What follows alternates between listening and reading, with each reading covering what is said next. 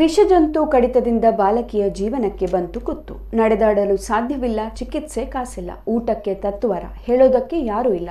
ಇಂತಹ ದಯನೀಯ ಸ್ಥಿತಿಯಲ್ಲಿ ಮಗಳ ಮದ್ದಿಗಾಗಿ ಹಾತೊರೆಯುವ ಕುಟುಂಬಕ್ಕೆ ನೆರವಾಗುವಿರಾ? ತಾಯಿಯ ಕಣ್ಣೀರು ಒರೆಸುವ ಕೆಲಸ ಮಾಡಲು ಸಹೃದಯಿ ಜನ ಮುಂದೆ ಬರಬೇಕಾಗಿದೆ. ಇದು ಎಲ್ಲಿಯದೋ ಕಥೆಯಲ್ಲ.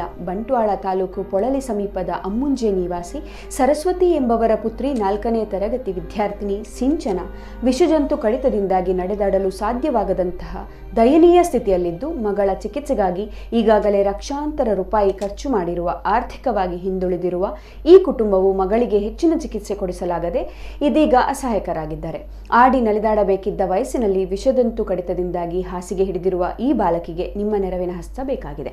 ಮಗಳನ್ನು ಗುಣಪಡಿಸಲು ನೆರವಾಗಿ ಎಂಬ ಆ ತಾಯಿಯ ಕೋರಿಕೆಗೆ ಸ್ಪಂದಿಸಿ ಈ ಕೆಳಗೆ ನೀಡಿರುವ ಸರಸ್ವತಿಯವರ ಬ್ಯಾಂಕ್ ಖಾತೆಗೆ ನಿಮ್ಮ ಕೈಲಾದಷ್ಟು ಸಹಾಯ ಮಾಡಬೇಕೆಂದು ವಿನಂತಿಸಲಾಗಿದೆ.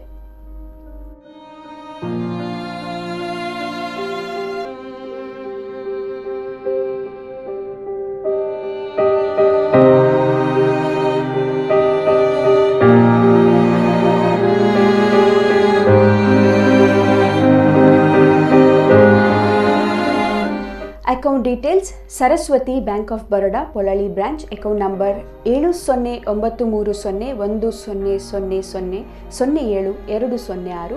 IFSC code BARBOVJPOLA. ಕಾಂಟ್ಯಾಕ್ಟ್ 919481921574.